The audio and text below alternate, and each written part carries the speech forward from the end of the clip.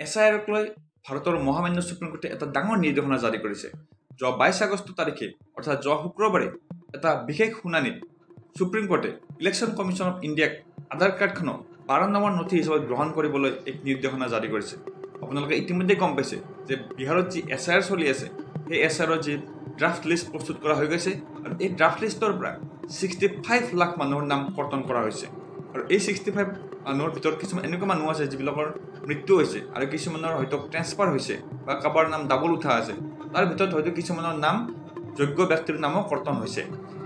সেইবাবে সুপ্ৰিম কোৰ্টে এই নিৰ্দেশনা জাৰি কৰিছে যে যদি এই কৰ্তন হোৱা ব্যক্তিৰ কিছুমানে ক্লেইম কৰিব বিচাৰে যে তেওঁলোকে দাবী জনাব বিচাৰে যে তেওঁলোকৰ নামটো ভুলবশতঃ বা প্ৰমাণপত্ৰ থকাৰ পিছতো তেওঁলোকৰ নাম কৰ্তন হৈছে, সেইবিলাক ব্যক্তিয়ে ইলেকশ্যন কমিশ্যন অফ ইণ্ডিয়াৰ যি জাৰি কৰিছে 11খন নথি, সেই 11খন নথি যদি তেওঁলোকৰ ওচৰত নাই তেতিয়াহ'লে আধাৰ কাৰ্ডৰ জৰিয়তে তেওঁলোকে নিজৰ নাম অন্তৰ্ভুক্ত কৰাৰ কাৰণে দাবী জনাব পাৰে। গতিকে বন্ধুসকল, যদি ক্লেইমছ এণ্ড অবজেকশ্যনৰ কাৰণে সুপ্ৰিম কোৰ্টে আধাৰ কাৰ্ডখনক এখন গুৰুত্বপূৰ্ণ নথি হিচাপত গ্ৰহণ কৰিবলৈ নিৰ্দেশনা দিছে, নিশ্চয় অসমৰ যি SIR হ'বলৈ গৈ আছে এই অসমৰ SIRৰ বাবেও হয়তো আধাৰ কাৰ্ডখন এখন গুৰুত্বপূৰ্ণ নথি হিচাপত বিবেচনা কৰিব পাৰে।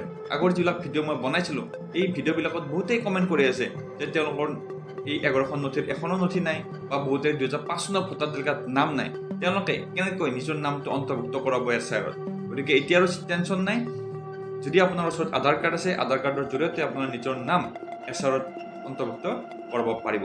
আৰু ইলেকশ্যন কমিশ্যন অফ ইণ্ডিয়াই এই 65 লাখ মানুহৰ নিজৰ ক্লেইমছ এণ্ড অবজেকশ্যনৰ বাবে মাত্ৰ 15 দিনৰ সময় দিছে আৰু এই 15 দিনৰ ভিতৰতে তেওঁলোকে তেওঁলোকৰ নিজৰ দাবীসমূহ প্ৰস্তুত কৰি ইলেকশ্যন কমিশ্যন অফ ইণ্ডিয়াক প্ৰেৰণ কৰিব লাগিব। গতিকে বন্ধুসকল, আধাৰ কাৰ্ডখন এখন গুৰুত্বপূৰ্ণ নথি হিচাপত গ্ৰহণযোগ্য হৈছে, এইটো এটা আমাৰ কাৰণে বহুত ডাঙৰ খবৰ। গতিকে এনেকুৱা SIR related up to date খবৰ পাই থাকিবলৈ আপোনালোকে অনুগ্ৰহ কৰি চেনেলটো ছাবস্ক্ৰাইব কৰিবলৈ নাপাহৰিব। গতিকে আজিলৈ ইমানেই আছিল, ধন্যবাদ।